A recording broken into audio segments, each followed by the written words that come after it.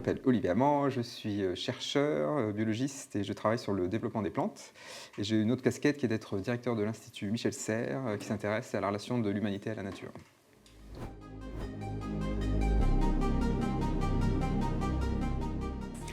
Alors c'est la recherche sur les plantes. En fait, quand on a commencé à regarder des questions de biologie végétale, par exemple, comment les feuilles arrivent à être tout le temps plates, pourquoi les fleurs se ressemblent, bah, c'est des questions de robustesse. Comment, malgré les fluctuations, les plantes arrivent à faire des choses robustes, reproductibles. Et en fait, après, ça a dérivé vers le monde socio-économique, écologique.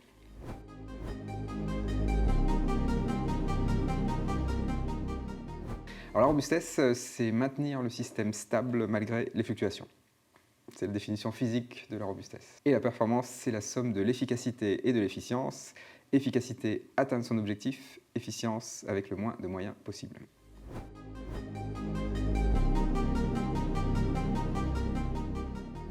Alors la performance, elle pose problème aujourd'hui parce que c'est devenu une force de canalisation.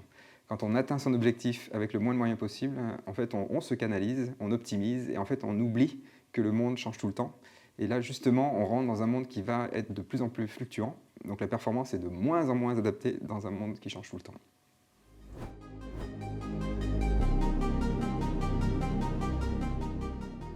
Alors pour être plus robuste, il faut être plus adaptable. Donc il ne faut pas être adapté. C'est ça le petit jeu. Donc en fait, être adaptable, ça veut dire qu'on diversifie, on explore, on expérimente. Et en fait, quand on réfléchit bien, et pour être plus robuste, il faut baisser en performance. Il faut être moins efficace, moins efficient. Ça veut dire que l'exemple typique, c'est les êtres vivants. Ils sont robustes parce qu'ils ne sont pas performants, au premier ordre.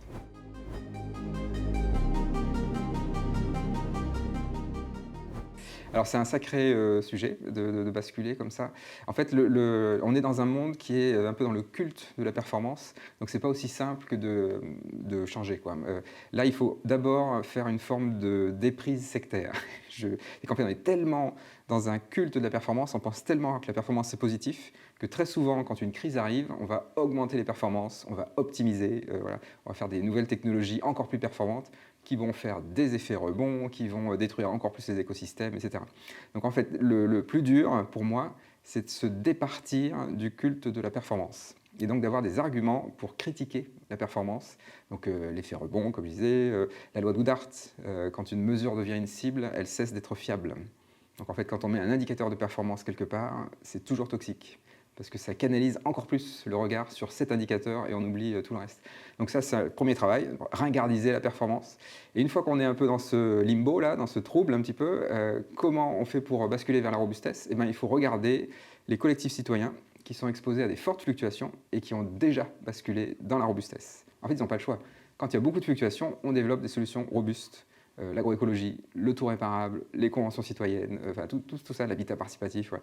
Tout ça, c'est des initiatives qui qui répondent aux fluctuations socio-économiques, écologiques, et qui sont inspirantes pour construire le monde robuste de demain. Donc en fait, il y a les deux, ringardiser la performance, construire la robustesse.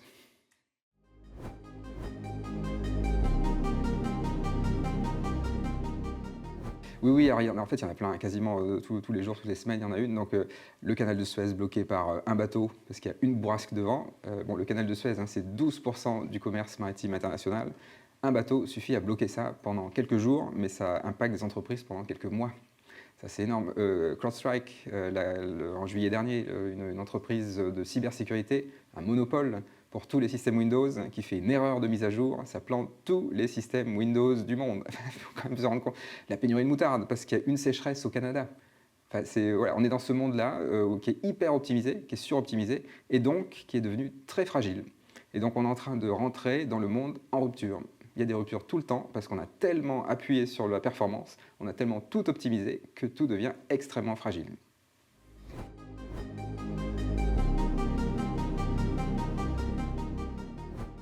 Oui, alors, la robustesse, elle est très plurielle, hein. Contrairement à la performance, c'est pas la canalisation, c'est le contraire, on diversifie.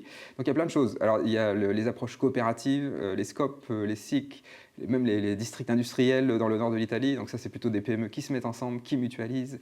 C'est l'agroécologie, la permaculture, l'agroforesterie, ça c'est basé sur de la biodiversité cultivée, donc ça fait des rendements moins élevés, mais plus stables.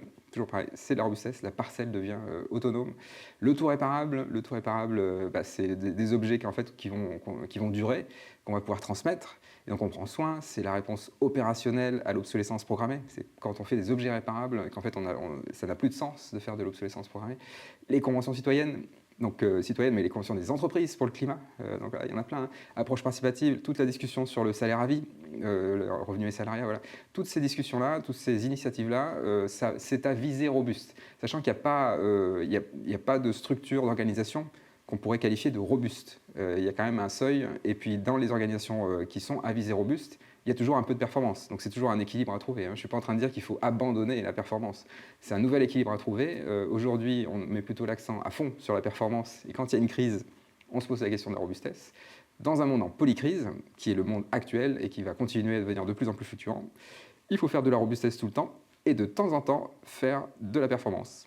Donc c'est plutôt le pompier, voilà, si on devait faire une analogie.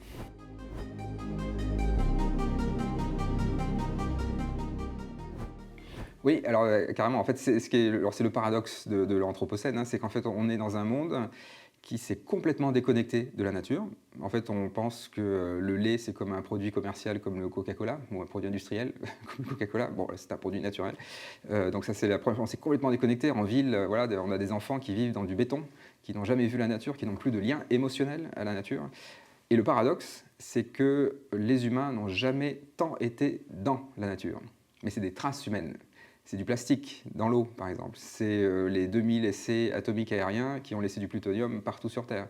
Donc, des choses. Donc en fait, c'est le paradoxe de l'Anthropocène. On n'a jamais tant été dans la nature et on n'a jamais tant été déconnecté de la nature. Alors cette histoire de robustesse, ça c'est une vraie reconnexion au vivant parce que c'est une reconnexion fonctionnelle. C'est comme ça que fonctionnent les êtres vivants. Les êtres vivants sont robustes d'abord, ils sont robustes avant d'être performants. Et ben nous, société humaine, on a choisi plutôt la voie du parasite, qui est aussi un être vivant, mais qui est performant avant d'être robuste. Dans un monde qui devient de plus en plus fluctuant, il va falloir se reconnecter à la majorité des écosystèmes sur Terre, qui sont dans des environnements plutôt fluctuants, plutôt instables, plutôt en pénurie chronique de ressources, et qui sont robustes avant d'être performants.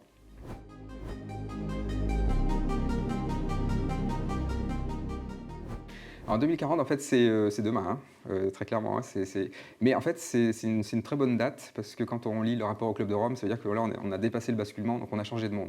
En 2040, on aura changé de monde. Ce sera beaucoup plus fluctuant, donc des tempêtes plus fortes, des canicules plus élevées, des éboulements, etc. Enfin, donc il y aura des événements climatiques plus forts que ce qu'on voit aujourd'hui, ça on en est à peu près sûr, hein, si on suit le GIEC, etc. Des remous sociaux, des crises géopolitiques, donc ça veut dire qu'on sera dans un monde beaucoup plus fluctuant. Par contre, ça veut dire qu'on aura aussi beaucoup construit de robustesse, parce que dans un monde fluctuant, il n'y a pas de choix. En fait, il n'y a pas le choix d'avoir le choix. Hein. C'est ce que je dis souvent, c'est qu'en fait, c'est pas une canalisation, hein, on diversifie. Et donc, ça veut dire que l'habitat participatif, par exemple, qui aujourd'hui est mineur, en France, hein, en Scandinavie, c'est 15% hein, du parc immobilier. Hein, donc, il y a aussi des endroits où ça commence à monter beaucoup plus fort. Ça sera beaucoup plus élevé. Ça sera une solution pour les maisons de retraite, par exemple. L'intergénérationnel, l'habitat participatif, c'est extraordinaire. Il y aura encore plus de tours réparables. Il y aura Macintosh, qui, s'il existe toujours, aura arrêté à l'iPhone 18 et aura dit maintenant on ne fait plus d'iPhone 19, l'iPhone 18 il est réparable et on ne fait que des upgrades sur celui-là, par exemple. Il y aura des parcs de voitures partagés, forcément réparables. Il y aura des véhicules intermédiaires dans les campagnes, donc des petits véhicules qui sont entre des voitures et des vélos. L'agroécologie sera dominante. Il n'y aura plus d'agriculture intensive en 2040. Tout simplement parce que le pétrole sera trop cher et parce que le phosphate sera trop rare ou trop tendu d'un point de vue géopolitique. Donc de toute façon, on aura basculé vers ça. Il faut aussi imaginer que dans les campagnes, il y aura beaucoup plus d'arbres. C'est-à-dire que l'agroforesterie, ce sera généralisé. Là, je ne suis pas en train de faire une utopie. Hein. On n'aura vraiment pas le choix. C'est que sinon, c'est le désert. Hein. Si on ne fait pas d'agroforesterie, on va aller vers un désert. Donc en fait, on va aller dans ce monde-là. Alors, en fait, en 2040, je ne serais pas trop inquiet parce qu'on aura déjà basculé. Et en fait, ce sera évident pour tout le monde et les gens de 2040 nous regarderont, les citoyens de 2024, en disant « mais qu'est-ce qu'ils faisaient ?» Ils allaient encore passer une semaine en Thaïlande, alors que nous, quand on va en Thaïlande, on passe un an. Et on travaille là-bas, on rencontre les gens, on fait un vrai voyage initiatique. On n'est pas en train de juste faire du zapping touristique, par exemple. Hein. Donc ce sera aussi ça, le monde de 2040. Donc à mon avis, beaucoup plus riche en interaction et des gens qui vont se dire « mais qu'est-ce que les gens faisaient en 2024 ?» Bah, je peux rajouter un point, c'est, enfin une innovation majeure, c'est, on parle beaucoup d'économie circulaire, qui est quand bon ça c'est du vivant d'ailleurs, hein, on s'inspire du vivant. Mais la vraie économie circulaire, c'est une bioéconomie circulaire. C'est-à-dire que c'est une économie qui est basée sur du carbone. Et donc c'est ce que je dis souvent, hein, quand on dit souvent qu'il faut décarboner l'économie, en fait il faudrait plutôt dire qu'il faut décombustionner l'économie. Il faut arrêter de brûler du carbone. Donc arrêter de brûler du bois, du pétrole, du charbon, des biocarburants. Tout ça, il faut réduire fortement. Par contre, si on est sérieux, il faut remplacer le pétrole, hein, le plastique et tout ça, les métaux, par des molécules biosourcées et biodégradables. Et donc ça, c'est le monde recarboné de demain. Et ben ça va être une vraie révolution. Parce que notre seule ressource massive et renouvelable, hein, c'est les plantes, hein, grosso modo. Hein, 82% de la biomasse sur Terre, c'est des plantes. Et ben avec ça, on va faire des tas de matériaux qui seront biosourcés. Ben, les véhicules intermédiaires, il y en a certains qui sont en bambou, par exemple. Ça c'est une façon d'avoir des structures solides. C'est aussi rigide que l'acier, hein, la cellulose. Hein. Donc on peut très bien faire des tas de choses avec du matériau biosourcé. Il y aura un aspect légal à ce monde-là, c'est qu'évidemment, on ne va pas faire des forêts pour faire des batteries à base de lignine, hein, une molécule du bois, par exemple. Aujourd'hui, on fait des batteries à base de lignine, donc ça fait partie du monde recarboné, une boîte linéaire en Suède qui fait ça, par exemple. Donc ça, c'est des batteries entièrement biodégradables, donc c'est la réponse au lithium. Mais la partie légale, c'est qu'on ne va pas faire des forêts pour faire des batteries en lignine, on va plutôt mettre des priorités. La biomasse, elle doit d'abord aller aux écosystèmes, au service écosystémique, donc ça doit retourner au sol pour nourrir l'écosystème, pour qu'il garde son eau, pour qu'il nourrisse la microflore du sol, pour que ça maintienne l'écosystème vivant. Ensuite, cette biomasse, elle doit nourrir les humains. Et en troisième seulement, ce qui reste, ce sera pour les biomatériaux. Et donc on sera en 2040, on aura vraiment avancé. Hein. Il y a plein de choses. Hein. Avec un collègue physicien à Lyon, là, il a découvert que dans l'oignon, il y a une petite membrane, hein, quand on ouvre un oignon, c'est un épiderme. Ben, quand on le fait sécher, cet épiderme d'oignon, il a des propriétés phononiques. Donc il absorbe certaines ondes acoustiques. Ben ça, pour le faire court, hein, dans les cell phones, dans les téléphones de cellulaire, les smartphones, on a des terres rares dont la fonction, c'est ça, c'est d'absorber des ondes acoustiques. Donc l'idée, c'est de la recherche très en amont, hein, mais ce serait de remplacer ces minéraux par des structures biosourcées, biodégradables. C'est ça, hein, le vrai monde de l'économie circulaire, si on est sérieux, ça va jusque-là.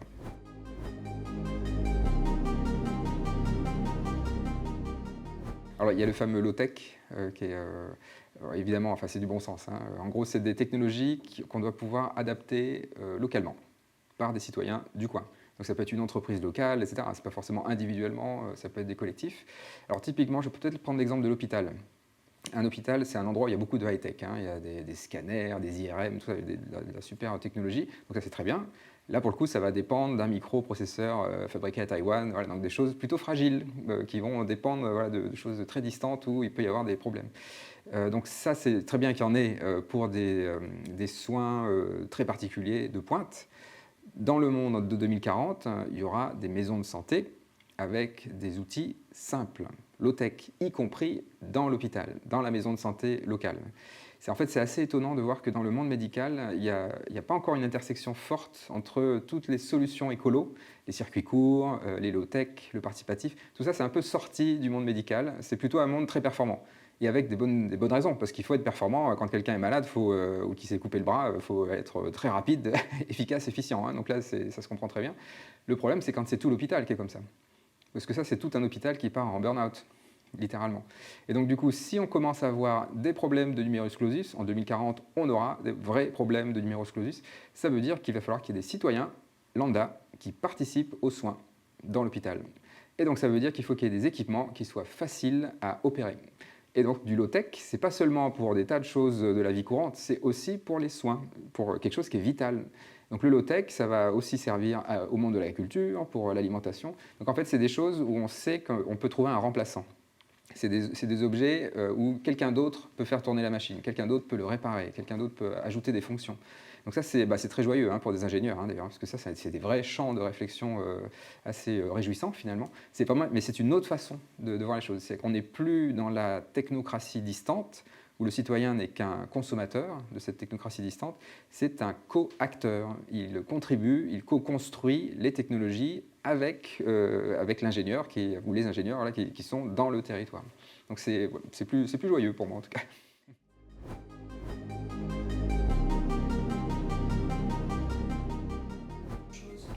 Bien sûr, bien sûr. Alors c'est pour ça que le salaire à vie en fait partie. Il y a un moment, il va falloir qu'on fasse des choix, enfin, en tout cas, qu'on fasse bien la distinction entre, travail et emploi.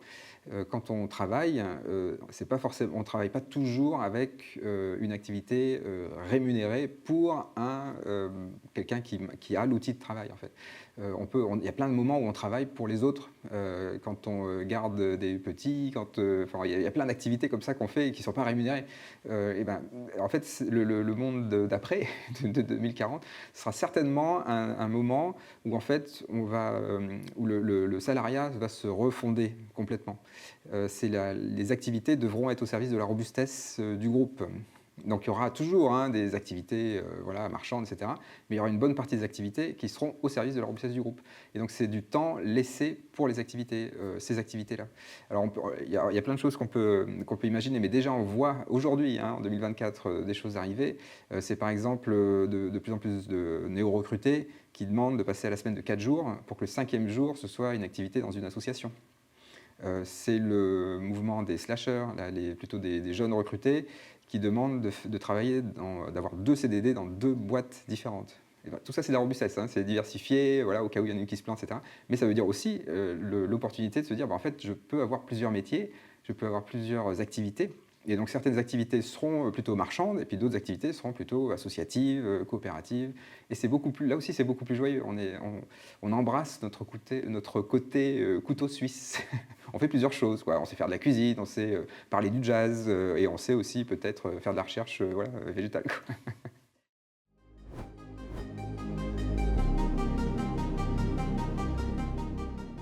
Alors si on prend pas cette voie-là, alors elle est toute tracée, hein. L'autre voie, c'est celle de la performance, c'est celle de l'ultra-performance. Je binarise un peu, mais ça permet de bien fixer les idées. La voie de l'ultra-performance, c'est Musk, c'est Trump, c'est Poutine, c'est Erdogan, enfin on voit très bien, hein, donc c'est très performance, hein, c'est de l'efficacité politique, au sens vraiment étroit du terme. Il y a un objectif, on y va, hein, et il n'y a que cet objectif, hein, c'est le fameux adage zen, hein, celui qui a atteint son objectif a manqué tous les autres. Bah, c'est exactement ça, hein, le monde de l'ultra-performance, c'est on veut aller sur Mars. C'est une planète morte, hein. Alors, si vraiment on y arrive à aller sur Mars, là, il faut vraiment se demander quelle est la plus-value, hein. C'est de mourir, en fait, hein. La destination avant le chemin. Donc, du coup, si on va vers la voie ultra-performante, alors c'est là, moi, c'est ce qui m'inquiète, à vrai dire, hein, c'est que les ultra-performants, dans un monde qui est drogué à la performance, qui est addict à la performance, ils sont très attractifs. Et ils vont embarquer beaucoup de monde. Alors que tout montre que leur projet est un projet de mort. Enfin, juste si on prend la Tesla, hein, voilà, pour aller sur Musk, Tesla, donc c'est une voiture qui contient 240 kg de cuivre, contre une voiture thermique qui en contient 20, 12 fois plus. Le cuivre, hein, ça sera tendu en 2040, hein, ça commence déjà à être tendu, hein, ça vient de 3 pays d'Amérique du Sud, la moitié, hein, du cuivre mondial. Le cuivre vient des zones arides, il faut de l'eau pour miner le cuivre, donc on se rend bien compte que ça n'a aucun sens. Et en plus, la Tesla, la batterie est soudée au châssis, donc ça veut dire que pour optimiser, hein, toujours pareil, c'est de la performance. Et donc ça veut dire que s'il y a 20 cm d'eau qui touche le châssis de la voiture, toute la voiture passe à la casse. On ne peut pas la récupérer. C'est le contraire d'une voiture réparable. Ben ça, c'est incroyable que ce soit un succès commercial. Les assureurs commencent à se dire mais pourquoi on assure ces voitures-là de plus en plus, hein, dans les endroits où il y a des grosses inondations, ils se retrouvent avec des Tesla, ils ne savent pas quoi en faire, elles vont à la casse. Donc c'est incroyable que ça puisse arriver, ça, qu'on puisse faire un objet comme ça qui n'a aucun sens. Et en plus, Musk se fait quelque part récompenser et maintenant devient voilà, le département d'efficacité gouvernementale. Mais c'est presque une caricature. C'est une caricature. C'est le gars qui fait de l'ultra-performance toxique et qui, en fait, va dessiner un chemin de mort. Vraiment. Donc moi, c'est ça qui m'inquiète. Voilà, ça serait ça l'autre chemin. Alors, si on veut être positif quand même, c'est que c'est tellement délirant. C'est tellement délirant que, en fait, pour moi, c'est le signe que c'est le chant du cygne. C'est forcément la fin. On ne peut pas être plus délirant que ça. Aller sur Mars, là, c'est imbattable. C'est imbattable.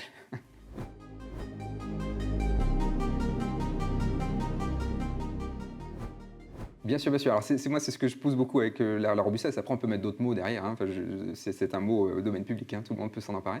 Mais en fait, c'est un peu exactement, pour revenir sur Musk et Trump, là, en fait, le fait que Trump soit élu, c'est pas très étonnant. Dans un monde qui est malade, le symptôme arrive. Bah, le symptôme, c'est Trump, avec tant d'autres, hein, Poutine et compagnie. Donc, du coup, ça, c'est pas très étonnant. Ce qui est plus étonnant, c'est qu'en face, il n'y ait pas eu un projet nettement plus désirable. Parce que le projet de Trump et des autres, c'est des projets de glissade. C'est le moindre effort. On glisse, on glisse, on glisse de l'extrême centre vers l'extrême droite, hein, pour le dire rapidement. Donc de l'autorité qui devient de l'autorité violente, hein, pour le dire rapidement. Bah, donc ça, c'est pas que c'est désirable en fait, hein, c'est juste c'est la pulsion humaine de revanche, voilà, de râler, etc. Donc ça, on peut le comprendre.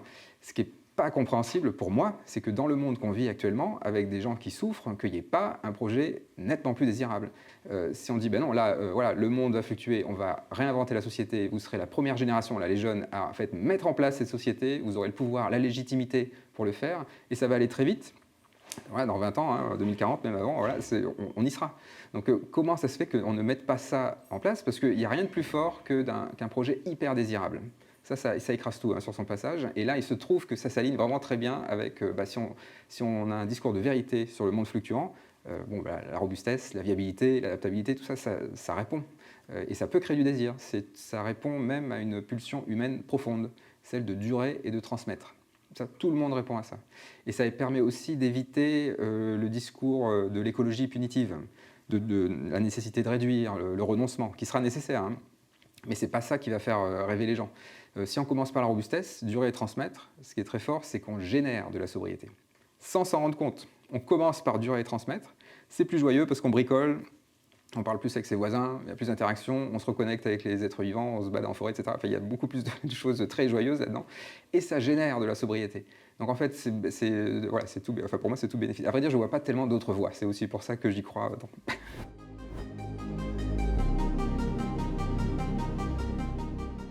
Oui, oui, bien sûr. Alors, c'est vrai que là, je binarise beaucoup, hein, les ultra-performants, les robustes. Alors, en fait, évidemment qu'il y a un gradient et que dans une transition, il y aura un peu de tout et qu'il va falloir être forcément très tolérant. On aura besoin de tout le monde. On aura besoin des performants comme des robustes, c'est juste que le seuil va évoluer et qu'on est tous à viser robuste. Voilà, on va plutôt aller vers plus de robustesse et moins de performance. Ça va être quelque chose comme ça. Alors, du coup, la transition, en effet, il faut être réaliste. Dans un monde qui est encore drogué à la performance, si on va trop vite dans un monde robuste, on va se faire manger tout cru par les concurrents. Donc il faut faire ça de façon un peu habile. Une solution, alors un exemple tout petit, hein, anecdotique, hein, c'est par exemple pour une entreprise qui vendrait des biens, des biens de consommation, d'ouvrir un atelier de réparation. Ça va consommer 1% du chiffre d'affaires, grand max, donc ce truc-là ça va pas impacter beaucoup la trésorerie. Mais par contre, le jour où la Chine envahit Taïwan, par exemple, où la Chine ferme ses frontières, où on ne peut plus produire les biens de production, si on a un atelier de réparation, alors là, d'un seul coup, on peut tout réparer et le chiffre d'affaires, il dépend à 90% de cet atelier de réparation. Et ça, c'est le monde robuste qui vient. Et du coup, c'est une façon de faire la transition. Mettre un pied dans la robustesse. Et c'est maintenant qu'il faut le faire. On répare son toit quand il fait beau, hein, c'est maintenant. On est un peu entre deux crises, c'est maintenant qu'il faut mettre un pied dans la robustesse. Et c'est plus des projets pilotes, hein. C'est des projets qui sont capables de monter en échelle. Il faut peut-être faire des petits projets, mais dont on sait qu'ils peuvent devenir dominants assez rapidement. En fait, à chaque crise, ça va accélérer cette transition vers la robustesse. En tout cas, c'est ce que je prédirais. Après, je ne suis pas devin, mais...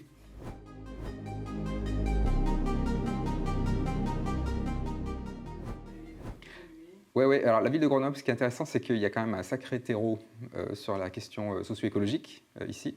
Et il y a une vraie expertise, une vraie expérience même du vécu, des rues piétonnes, etc. Enfin, il y a un vrai rendu. Donc du coup, Grenoble pourrait être une ville pionnière de la robustesse, en fait, qui ouvre le champ et qui du coup construit ce projet désirable. Alors il se trouve en plus que là on est entouré de montagnes, la nature n'est pas très loin, donc c'est aussi peut-être certainement pas par hasard qu'il y a cet appétit pour la question écologique ici, mais c'est en effet, moi je verrais bien, il y a des territoires comme ça qui peuvent être en avance sur les autres, qui sont un peu aux marges, et Grenoble aussi est un peu aux marges même du réseau SNCF, voilà, c'est un peu aux marges, mais en fait c'est des territoires intéressants parce que justement il y a une forme d'autonomie quelque part qui pousse à la robustesse. Alors, ce n'est pas du survivalisme, hein, c'est de l'autonomie avec beaucoup de connexions avec l'extérieur. Enfin, c'est une énorme université, Grenoble, hein, le CEA, voilà, il y a des super chercheurs, etc. Donc, du coup, c'est un endroit où il y a de l'autonomie et beaucoup d'interactions avec les autres. Et en fait, on aura besoin de territoires pionniers, comme ça, à l'avenir, et donc qui vont un peu éclairer. Et le rôle d'éclaireur est très important. C'est souvent les marges, en fait, qui contaminent le cœur, hein, et qui donnent le là pour la suite. Donc là, Grenoble pourrait jouer ce rôle-là. Et en fait, ce que j'aurais tendance à dire, c'est que peut-être un coup à jouer, ce serait de faire une sorte de fédération des territoires robustes. Un autre territoire qui semble prendre le chemin comme ça de la robustesse, c'est Wallonie-Bruxelles. Donc il y aurait peut-être des jeux à faire avec des territoires comme ça qui ont décidé d'aller plus loin dans la robustesse et qui pourraient se connecter sur ces thèmes-là.